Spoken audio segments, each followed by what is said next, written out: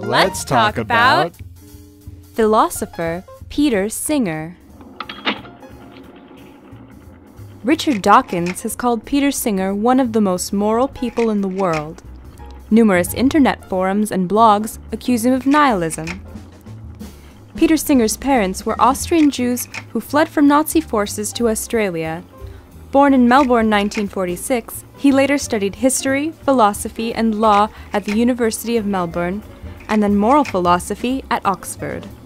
It was there that he became involved in animal rights activism. Today he is the Ira W. DeCamp Professor of Bioethics at Princeton.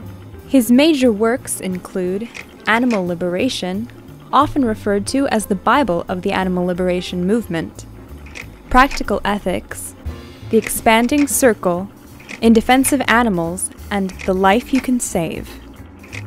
He is often criticized by both liberals and conservatives for saying things like, "It is morally worse to eat ham than to get an abortion." And sex with animals doesn't always involve cruelty. Peter Singer is a utilitarian.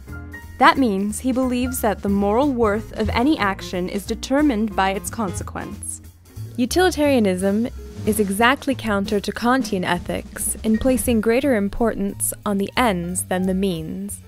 Reason, rather than intuition, should be the guiding force of ethical decision-making. One of Singer's primary areas of focus and activism is vegetarianism. Singer says, if a being suffers, there can be no moral justification for refusing to take that suffering into consideration. If we wish to say that lower intellect prevents animals from experiencing pain like a human, it must be remembered that there are severely mentally disabled humans who are less aware than a cat, and cats are less aware than pigs, yet neither disabled person nor cat meat is available at the local market. When we weigh the interests of our own species above others, we are being speciesist in the same way a white supremacist is racist. Neither position can be supported by logic or science. Another issue Singer focuses on is poverty and affluence. If it is in our power to prevent something bad from happening without sacrificing something of comparable significance, then we should. It is in fact a moral obligation. Singer proposes a hypothetical to clarify this idea. Imagine you are walking near a pond. You notice a small child has fallen in and is drowning in the shallows.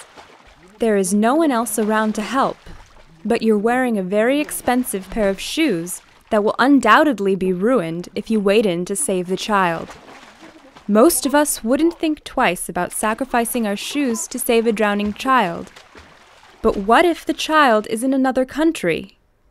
The price of your shoes can save a child in immediate danger of dying. Why does distance seem to obliterate the obligation? Peter Singer's approach to utilitarianism asserts that everyday decisions deserve the same rational step-by-step consideration as big decisions. If our goal is to achieve the greatest good for the most amount of people, then we have to give equal consideration to the interests of all living beings. It is Singer's rejection of moral absolutism and dependence on reason that I find most appealing. He refuses to oversimplify situations by trying to apply hard and fast rules to the ever-shifting variables of reality. This year, my reality shifted to include vegetarianism based on Singer's logic. I realized that the illusion of distance is what was allowing me to eat animals that I would not be willing to kill. Singer and Sartre seem to have good companion philosophies that balance radical responsibility with radical freedom. I highly recommend Peter Singer's work to anyone interested in being a better person and/or living in a better world.